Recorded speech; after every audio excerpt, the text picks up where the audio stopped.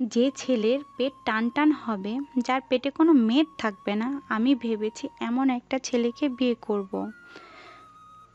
কারণ ভুঁড়িওয়ালা বা বেশি স্থলবায়ী অবিবাহিত ছেলের পেটে মেদ থাকে আর অতি সহজে তাদের কোমর বেঁকে যায়। কোমর বেঁকে যাওয়ার প্রধান সমস্যা হলো টেস্টোস্টেরন হরমোন সমস্যা। টেস্টোস্টেরন হরমোন সমস্যার কারণেই দিনে দিনে তাদের কোমর বেঁকে যেতে থাকে, চুল পড়া শুরু করে, পেশি দুর্বল হতে থাকে, বদমেজাজি হয়ে যায়। অর্থাৎ যাদের পেট টান টান না, সেসব ছেলেদের হরমোনজনিত রোগ ভোগে। তাই আমি ভেবে রেখেছি।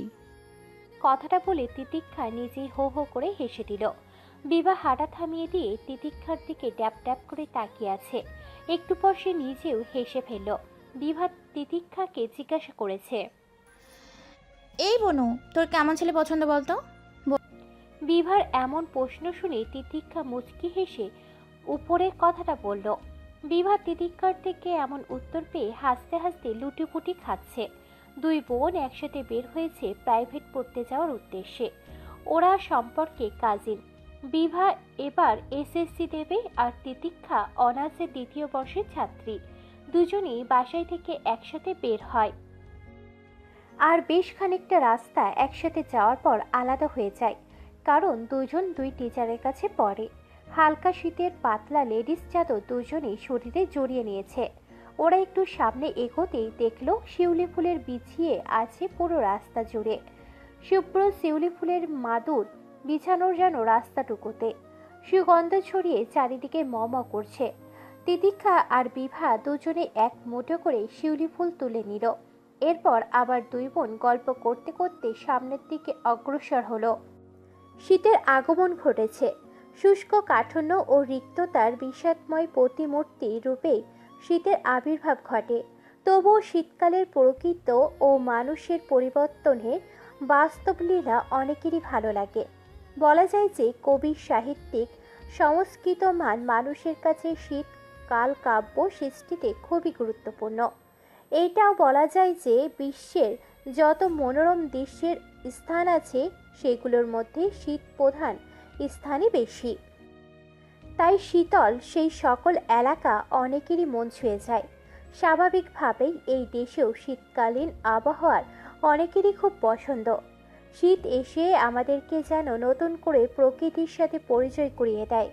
শীতের ঠান্ডা বাতাস আর শিশির ভেজা ঘাসের উপর মুক্তোর মতো দানা।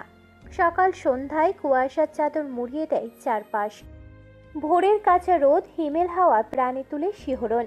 পৌষ মাঘ শীতকাল হলেও অঘ্রাণ থেকে শীতের শুরু। এই সময় প্রকৃতিকে আমরা নতুন করে আবিষ্কার করি। কুয়াশায় আচ্ছন্নতা ঘিরে রাখা চারপাশ। দিনের সূর্য ঢেলে দেয় মায়াবী রোদ। রাতের আকাশে রূপালী তারা খচিত শুভ্রতা ছড়িয়ে পড়ে। চাদরের ধপধপে সাদা জ্যোৎস্নার পূর্ণিমা চাঁদ হয়ে ওঠে শিশির ধোয়ার রূপের থালা। তিতিক্ষা আর বিভা কেবল বাসায় ফিরল। দুজনে বসে বসে সবার কার্যকলাপগুলো পরিদর্শন করছে। বাসা পুরোদমে গোছ গাছের কাজ চলছে। সোফার কভার থেকে শুরু করে পাপোশ পর্যন্ত সব বদলে ফেলা হয়েছে। পরিপাটি করে সাজানো গোছানোর কাজ চলছে পুরো ফ্ল্যাট জুড়ে। বিভা উঠে রান্নাঘরের দিকে চলে গেল। তিতিক্ষাও বসে না থেকে ওর রুমে চলে গেল ফ্রেশ হওয়ার জন্য। ফ্রেশ হয়ে খেয়ে বেডে বসতে না বসতেই মামনির আগমন। মামনি কাজের মেয়ে জ্যোৎস্নাকে ডেকে তিতিক্ষার রুমে বেডশিট থেকে শুরু করে জানালার পর্দাগুলো বদলে ফেলার হুকুম দিল। জ্যোৎস্না গুনগুন করতে করতে তার কাজে লেগে পড়লেন। মামনি তিতিক্ষার সাথে এসে বলল, তিতিক্ষা মা, তোর আব্বু আম্মু আজকে আমাদের বাসায় আসছে। তিতিক্ষা ভুরু কুঁচকে মামনির দিকে তাকালো, কিন্তু ওর মামনি যেন ঝড়ের গতিতে এসেছিল। তেমনি তিতিক্ষাকে কিছু বলার সুযোগ না দিয়ে ঝড়ের গতিতে রুম ত্যাগ করলো। তবে তিতিক্ষা ওর মামনির মতিগতি কোনোদিনও বুঝতে পারে না, আজও কিছু বুঝতে পারল না। তাই শুধু শুধু বৃথা বোঝার অভিযান না চালিয়ে তিতিক্ষা ওর ফোনটা নিয়ে বারান্দায় চলে গেল। বাসায় হয়তো কোনো গেস্ট আসবে। সবার কাজ দেখে তো তেমনটাই মনে হচ্ছে। এই জন্য তিতিক্ষা আর সেদিকে পাত্তা দিল না। তবে একটা কথা মাথায় ঘুরপাক খাচ্ছে। আব্বু আম্মু আসছে, তাহলে আমাকে কিছু জানালো না কেন? তিতিক্ষার বাবার বিজনেস আছে আর ওর মা একটা কলেজের প্রফেসর। দুজনেই খুব বিজি মানুষ। তিতিক্ষা ওনাদের একমাত্র মেয়ে। ওনারা তিতিক্ষাকে একেবারেই সময় দিতে পারেন না। তিতিক্ষাও এই বাসায় মোটেও থাকতে চায় না। এই জন্য সে এখানে ওর ভাই বোনদের সাথে মজা করতে থাকতে চায়। তিতিক্ষার মনে হয় এটাই ওর নিজের বাসা। এখানে সে খুব ভালো থাকে। ওদের ভাই বোনদের মধ্যে সবার সাথে গভীর ভালোবাসাপূর্ণ সম্পর্ক। এই জন্য তিতিক্ষা ওর বাবা মায়ের কাছে বেশি দিন থাকতেও চায় না। তিতিক্ষা ওর খালামণি অর্থাৎ মামুনির কাছে থাকে। মামুনির 4 জন ছেলে মেয়ে। সবচেয়ে ছোট ছেলে আহান ক্লাস 7-এ পড়ে, যে দুষ্টুর শিরামণি। নবীন বাসার বড় ছেলে, খুলনাতে ইঞ্জিনিয়ারিং পড়ছে। তনুকা বাড়ির বড় মেয়ে, ডাক্তারি পড়ছে। আর বিভা, সে এবার এসএসসি দেবে। মামুনির হাজবেন্ড সরওয়ার জামান, ওনারও নিজের বিজনেস আছে। উনি ভোজক রসিক, খোশ মেজাজি রসিক টাইপের অমায়িক একজন মানুষ। আহান, নবীন, বিভা ডাইনিং রুমে কিছু একটা নিয়ে মারামারি করছে। আহানের গলার ফুল পাওয়ারে সাউন্ড ভেসে আসছে। জোসনা একটু পরপর তিতিক্ষার দিকে তাকিয়ে হাসি দিচ্ছে। তিতিক্ষা এই নিয়ে 3বার জোসনাকে জিজ্ঞাসা করলো ওর এইভাবে তাকানো আর হাসার কারণ। কিন্তু জোসনা প্রতি উত্তরে কিছু বলেনি, শুধু বোকার মতো হাসছে। তিতিক্ষা বারান্দায় বসে কানে ইয়ারফোন লাগিয়ে পছন্দ মতো একটা গান শুনছিল। তখনই আবার ওর মামুনি দ্রুত পায়ে এসে তিতিক্ষার কান থেকে ইয়ারফোন কান থেকে খুলে নিল। তিতিক্ষা কিছু বলার আগেই মামুনি টাওয়াল আর ড্রেস ওর হাতে ধরিয়ে দিয়ে ওয়াশরুমের ভিতর ঢুকিয়ে দিল। তিতিক্ষা আর না দাঁড়িয়ে গিজার অন করে হট শাওয়ার নিল। ওয়াশরুম থেকে বের হয়ে দেখে তিতিক্ষার আব্বু আম্মু ওর রুমে বসে আছে। তিতিক্ষা ওনাদের দিকে এগিয়ে গিয়ে কুশল বিনিময় করল। তিতিক্ষার আব্বু আজমাইন ইয়াসির ও আম্মু আফিয়া ইয়াসির তিতিক্ষার সাথে কথা বলে চলে গেল। একটু পর মামনি এক হাতে ওনার মাথায় আইস ব্যাগ আর অন্য হাতে কলাপাতা কালার কাতান জামদানি শাড়ি নিয়ে তিতিক্ষার হাতে ধরিয়ে দিল। শীতেও মামনি আইস ব্যাগ মাথায় নিয়ে ঘুরছে, কারণ বাসায় স্পেশাল গেস্ট আসবে। কিছুতেই যেন ওনার মাথা গরম না হয়। আর এত টেনশনের দৌড়াদৌড়ির মধ্যে মাথা ঠান্ডা রাখা সম্ভব হচ্ছে না, তাই উনি এই পন্থা অবলম্বন করেছে। তিতিক্ষা ওর মামনির দিকে জিজ্ঞাসু দৃষ্টিতে তাকালো, তবে কিছু জিজ্ঞাসা করার আগেই ওর আব্বু রুমে প্রবেশ করলো। এই জন্য তিতিক্ষা চুপ করে গেল। তিতিক্ষার আব্বুকে দেখে ওর মামনি রুম ত্যাগ করলো। তিতিক্ষা ওর আব্বুর দিকে তাকিয়ে মুচকি হাসি দিল। তখন ওর আব্বু তিতিক্ষাকে ওনার পাশে বসিয়ে দিল আর তিতিক্ষার দিকে শান্ত দৃষ্টিতে তাকিয়ে বলল, আম্মু, আজকে তোমার এঙ্গেজমেন্ট। আশা করি তুমি আমার পছন্দের উপর ভরসা করো।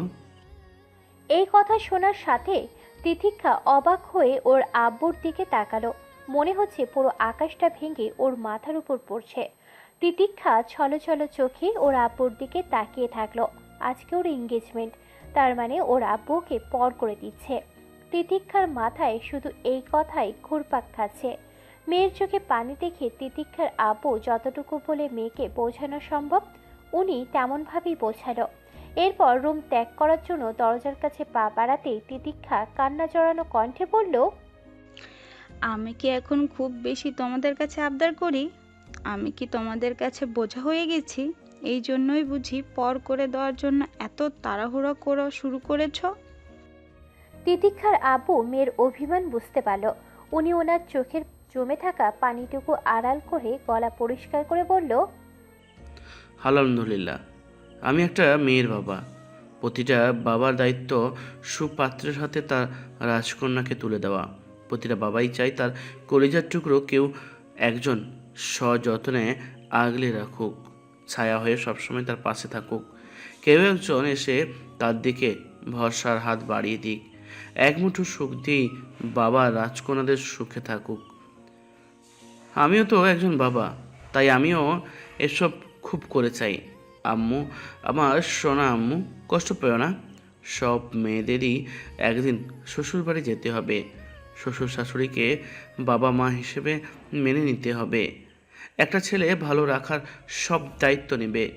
আমি সব বাবাদের মতো ছেলেকেই শুধু বলবো না, বাবা আমার মেয়েকে ভালো রাখো।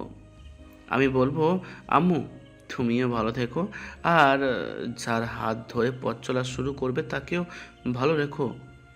আম্মু, বিয়ে হলো যোগ বিয়োগের অদ্ভুত এক খেলা।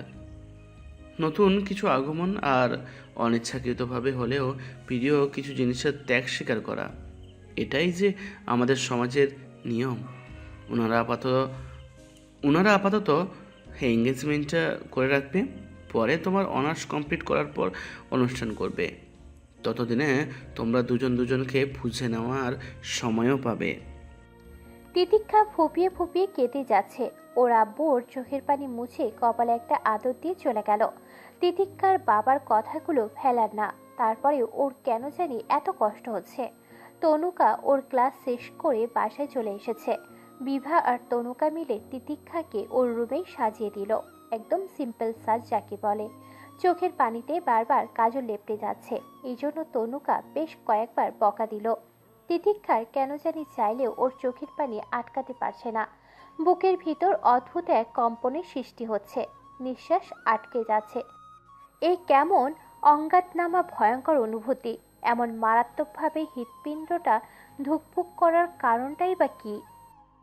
গেস্টরা চলে এসেছে। আহান চিৎকার করতে করতে মিনির সংবাদ সেজে এই তথ্যটা দিয়ে গেল। ডাইনিং রুম থেকে অনেকজনের কথার আওয়াজ ভেসে আসছে। একটু পর খুব কিউট একটা মেয়ে রুমে ঢুকে বলল, মাশাআল্লাহ, আমার ভাবিমণিকে দেখতে দারুণ লাগছে। কথাটা বলে মেয়েটি মুচকি হাসি দিল। তিতিক্ষাও সৌজন্যমূলক হাসি বিনিময় করলো। এরপর নিজ থেকে মেয়েটি ওর পরিচয় দিল। ও হচ্ছে পাত্রের ছোট বোন অদ্রি। তিতিক্ষাকে অদ্রি এটা ওটা জিজ্ঞাসা করছে, আর তিতিক্ষার অল্প কথায় সেগুলো উত্তর দিচ্ছে। এরপর মামুনি এসে তনুকা আর বিভাকে বলল তিতিক্ষাকে ওখানে নিয়ে যেতে। তিতিক্ষা খুব কাঁপছে, ওর শরীর যেন অসাড় হয়ে পড়ছে। বুকের ভিতর ধরফর করাটা যেন দ্রুত গতিতে বেড়েই চলেছে। হৃৎপিণ্ডটা যেন আজকে বেইমানি খেলায় মেতে উঠেছে।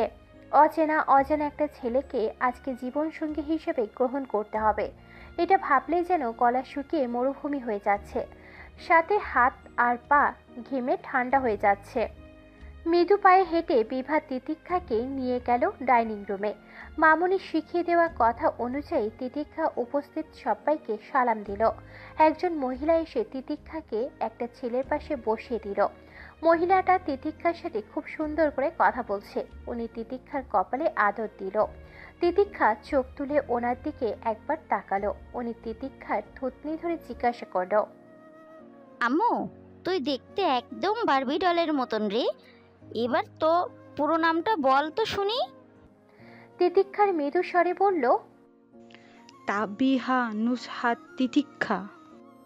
উনি নাম শুনে মহিলাটি আবার তিতিক্ষার একটা কপালে আদর দিল। মহিলাটা বঞ্চন ভঙ্গি আর ড্রেস আপ দেখে মনে হচ্ছে সে যথেষ্ট স্মার্ট অ্যান্ড স্টাইলিস্ট। মহিলাটি তিতিক্ষাকে যে ছেলের পাশে বসিয়েছে সেই ছেলেটিকে উদ্দেশ্য করে বলল, এই আব্বু, আমার মেয়েটাকে তোর পাশে বসালাম। খবরদার বলছি, এক দুবারের বেশি তাকাবি না, না হলে আবার আমার আম্মুটার তোর নজর লেগে পিম্পল উঠে যাবে। তোর তো আবার বিড়াল মার্কা চোখ।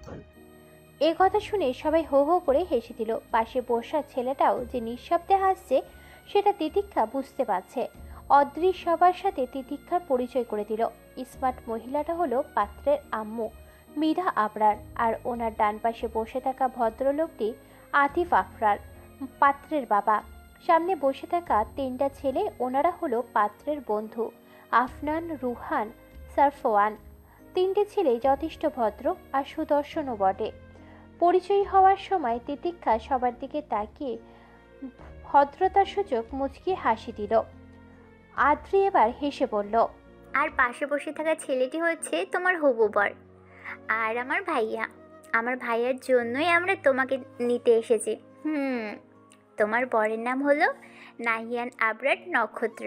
নামটা আবার ভুলে যেও না কিন্তু।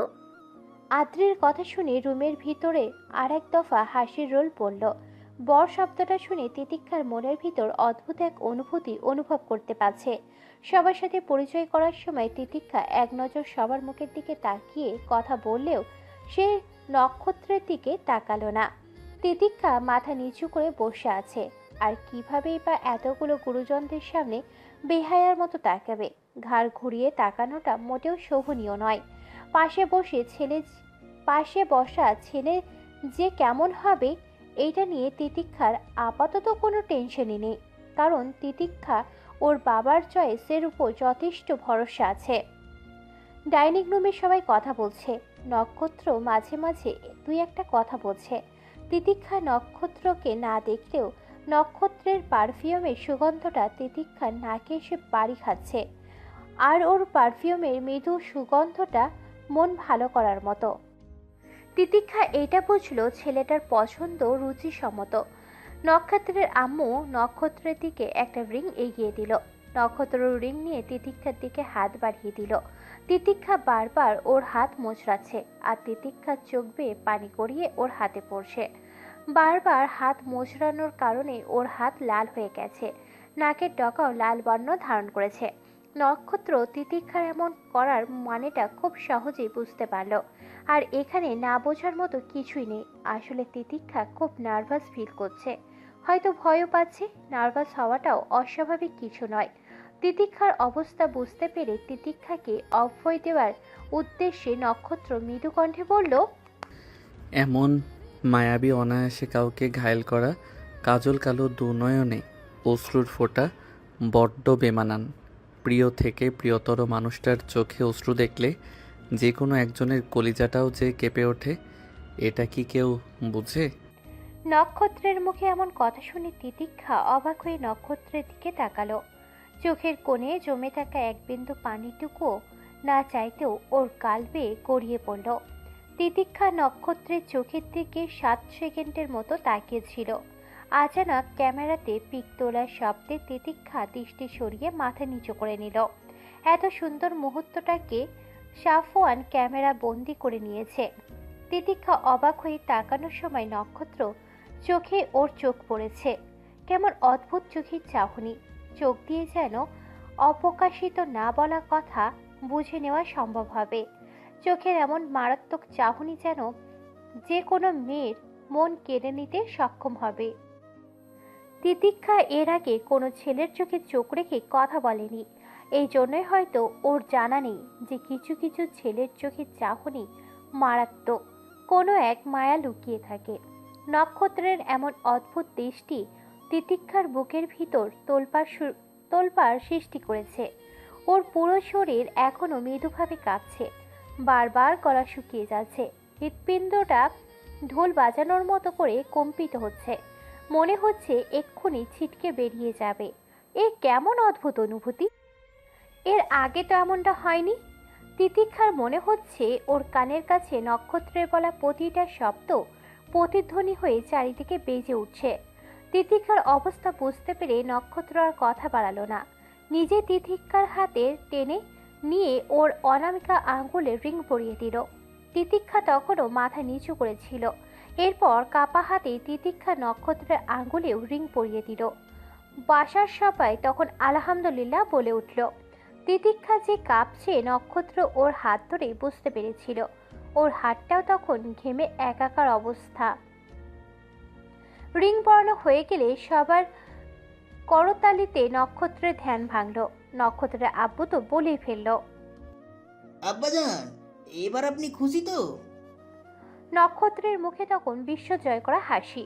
নক্ষত্র ওর আব্বু আম্মুর দিকে তাকিয়ে ইশারাতে কৃতজ্ঞতা জানালো। ছেলের এমন কাজে নক্ষত্রের বাবা মা দুজনেই মুচকি হাসি দিল। নক্ষত্রের আব্বু আম্মু দুজনেই স্বস্তির নিঃশ্বাস ফেলল। তিতিক্ষার খালু সবাইকে মিষ্টি মুখ করালেন, সবার মুখে তৃপ্তির হাসি বিরাজমান। রুহান আর সাফওয়ান নক্ষত্রকে খোঁচাচ্ছিল, কিন্তু নক্ষত্রের সেদিকে খেয়াল নেই। সে আর চোখে তিতিক্ষাকে দেখতে ব্যস্ত। এত হালকা সাজে একটা মেয়েকে এত মায়াবী লাগতে পারে এটা নক্ষত্রের জানা ছিল না। এই মায়াবী পরীটাই এখন থেকে ওর হবু বউ। এ কথা ভাবলেই নক্ষত্রের নিজেকে পৃথিবীর সবচেয়ে সুখী মানুষ হিসাবে গণ্য করতে মন চায়। রুহান নক্ষত্রের পেটে কুনুই দিয়ে গুঁতো মেরে বলল, শালা, হামলার মতো তাকিয়ে আছিস কেন? বাচ্চা মেয়েটার এবার সত্যি সত্যি নজর লেগে যাবে তো। বিয়ে না হতেই ওর এই অবস্থা মাম্মা। না জানি বিয়ের পর তো ও রুম থেকেই বের হবে না। ভাই তোরে এমন করিস না তো, তৃষার তোর চোখ দুটাকে তৃষ্ণা মিটিয়ে দে, কোনোটাই তো তোদের অজানায় নয়। তিতিক্ষার খালু আর ওর আব্বু দুপুরে লাঞ্চের জন্য সবাইকে ডাইনিং টেবিলে যাওয়ার আহ্বান জানালো। নক্ষত্র আশেপাশে একবার চোখ বুলিয়ে চেয়ার টেনে বসলো। নক্ষত্রের আম্মু, তিতিক্ষার আম্মু আর মামুনি তিনজনে তো গল্প জুড়ে দিয়েছে। ওদের দিকে মনে হচ্ছে ওরা কতকাল আগের পরিচিত। নক্ষত্রের আম্মুর যথেষ্ট মিশুক আর বন্ধুসুলভ আচরণ করে ছেলে মেয়েদের সাথে। নক্ষত্র আর অদ্রি ওদের সব পার্সোনাল কথা ওদের আম্মুকে শেয়ার করে। তখন নক্ষত্রের আম্মু নক্ষত্রের সাথে তিতিক্ষাকে নিয়ে এই জন্যই মজা করেছিল। আর এই ব্যাপারটাতে প্রথমে তিতিক্ষার পরিবার অবাক হলেও পরে বুঝলো যে নক্ষত্রের আম্মু যথেষ্ট বন্ধুসুলভ এবং রসিক টাইপের একজন মহিলা। সবাই খেতে শুরু করেছে। নক্ষত্রের আব্বুর সাথে তিতিক্ষার খালু আর আব্বু কথা বলছে। মাঝে মাঝে তিতিক্ষার আব্বু নক্ষত্রকে কিছু জিজ্ঞাসা করছে। নক্ষত্র মুচকি হাসির সাথে ওনার প্রশ্নের উত্তর দিচ্ছে। নক্ষত্রের আম্মু তিতিক্ষাকে শাড়ি চেঞ্জ করে আসার জন্য রুমে পাঠিয়ে দিয়েছে। উনি বুঝেছে যে তিতিক্ষা শাড়িতে আনইজি ফিল করছে। শাড়িতে অভ্যস্ত না থাকলে যা হয় আর কি। নক্ষত্রের আব্বু আতিফ আবরার তিতিক্ষার আব্বুর দিকে তাকিয়ে বলল, ভাই, আমরা দুই পরিবার আজকে থেকে নতুন একটা সম্পর্ক স্থাপন করলাম। আমাদের ছেলেমেয়েরা সুখে থাকুক, এটাই তো আমরা কামনা করব। তারপরেও কথা হলো, শুধু ছেলে মেয়ে না, আমরা দুই পরিবারও আমাদের সম্পর্কটাকে সুন্দর করে গড়ে তুলব। আমরা মানুষ, আর আমাদের পদে পদে ভুল হয়েই থাকে। তাই আমাদের যদি কোনো ভুল হয়ে থাকে তাহলে আপনারা সেটা সোজাসুজি বলবেন, কারণ কোনো ভুল পরবর্তীতে সেটা যেন বিরাট আকার ধারণ করতে না পারে। আমরা দুজনেই কিন্তু সবার সাথে খুব মজা করি, হ্যাঁ? আমাদের কথায় কেউ মাইন্ড করবেন না, হ্যাঁ? আর যদি মাইন্ড করেন তাহলে আরও বেশি করে মজা করব। ভাই, এজন্য আপনাদের আমার খুব পছন্দ হয়েছে। নাইহান শুধু আমার জামাই না, যেদিন ওর সাথে আমার প্রথম কথা হয়েছিল ওকে আমি আমার ছেলের আসনে বসিয়েছি। নাইহান আমার ছেলে আর তিতিক্ষা শুধু আমার মেয়ে। এই কথাটা আমি আমার মনে ধারণ করিনি। আমি একটা কথাই মনে করি, যে ছেলে মেয়ে দুটোই আমাদের। তিতিক্ষা রুমে বসে এখনো নক্ষত্রের বলা কথাগুলোই ভাবছে। অদ্ভুত এক অনুভূতি তিতিক্ষাকে যেন গ্রাস করে নিয়েছে। নক্ষত্র কি তিতিক্ষাকে আগে থেকে চেনে? নক্ষত্রের বলা প্রতিটা শব্দ যেন তিতিক্ষাকে অদ্ভুতভাবে ভাবাচ্ছে। তিতিক্ষার মাথায় এখন একটা কথায় ঘুরপাক খাচ্ছে। প্রথম দেখায় একটা মেয়ের সাথে কি এত সহজ আর সাবলীলভাবে কথা বলা যায়? তনুকা এসে মামনির পাশে দাঁড়ালো। তিতিক্ষার আম্মু সবার সাথে তনুকার পরিচয় করিয়ে দিল। তিতিক্ষা যাওয়ার সময় তনুকার ফোন এসেছিল, এই জন্য তনুকা তখন উপস্থিত হতে পারেনি। ওর হবু বর ফোন দিয়েছিল, এই জন্য কথা বলা শেষ করে ওর আসতে একটু দেরি হয়ে গেছে। তনুকা সবার সাথে খুব সুন্দরভাবে কথা বলল। তিতিক্ষার আম্মু এটাও বলল যে তনুকার এঙ্গেজমেন্ট করা আছে, ছেলে আপাতত দেশের বাহিরে আছে, সামনের মাসেই চলে আসবে, আর তখনই বিয়ের ডেট ধার্য করা হবে। তনুকা এখন ডক্টরি পড়ছে। বিয়ের ঝামেলার জন্য পড়াশোনার যেন ক্ষতি না হয়, তাই ওরা দুজন মিলে বিয়েটা পেছানোর সিদ্ধান্ত নিয়েছে। ওদের এমন সিদ্ধান্তটা বড়রা সবে মেনে নিয়েছিল। তনুকার ইন্টার্নি শুরু করার আগেই বিয়ের ডেট ঠিক করা হবে। এইসব কথার মাঝেই নবীন তখন তনুকাকে ভিডিও কল করলো। নবীন উপস্থিত সবার সাথে কথা বলল। আজকের ওর একটা এক্সাম ছিল, এই জন্য এখানে সবার মাঝে উপস্থিত হতে পারেনি, কেবল এক্সাম দিয়ে বের হয়ে কল দিয়েছে। এদিকে আহান টুকুর টুকুর করে খাচ্ছে আর নক্ষত্রকে পর্যবেক্ষণ করছে। নক্ষত্র এই ব্যাপারটা অনেকক্ষণ ধরেই লক্ষ্য করেছে। নক্ষত্র মুচকি এসে আহানকে বলল, আহান, আমাকে কিছু বলতে চাও? আহান মাথা নাড়িয়ে না বোঝালো। নক্ষত্র তখন আর কিছু না বলে খাওয়াতে মনোনিবেশ করল। তিতিক্ষা আপাতত ওর সব চিন্তা বাদ দিল। বেড থেকে উঠে শাড়ির বদলে ব্লু কালারের একটা থ্রি পিস পরে নিল। মাথাতে খুব সুন্দর করে ওড়না টেনে দিল। আয়নাতে এক নজর নিজেকে দেখে মৃদু পায়ে সবার সামনে গিয়ে উপস্থিত হলো। তিতিক্ষাকে দেখে মামুনি এগিয়ে এসে ট্রে ভর্তি দইয়ের পিসগুলো তিতিক্ষার হাতে ধরিয়ে দিয়ে বলল, যাও সবাইকে দিয়ে এসো। তিতিক্ষাও ভদ্র মেয়ের মতো আর কথা না বাড়িয়ে একে একে সবাইকে দিল। আয়ানকে দেওয়ার সময় বেখেয়ালেই নক্ষত্রের সাথে তিতিক্ষা চোখাচোখি হয়ে গেল। তিতিক্ষা দ্রুত চোখ সরিয়ে ওখান থেকে সরে দাঁড়ালো। সবার আড়ালে দাঁড়িয়ে তিতিক্ষার মামনি অগ্নি দৃষ্টিতে ওনার হাজবেন্ডের দিকে তাকিয়ে আছে। কারণ ওনার হাজবেন্ড হাই প্রেশার থাকা সত্ত্বেও উনি গরুর মাংস খেয়েই যাচ্ছে। সবার কথাই যেন ওনার কানে যাচ্ছেই না। উনি আছে ওনার ভোজন রাজ্যে মশগুল।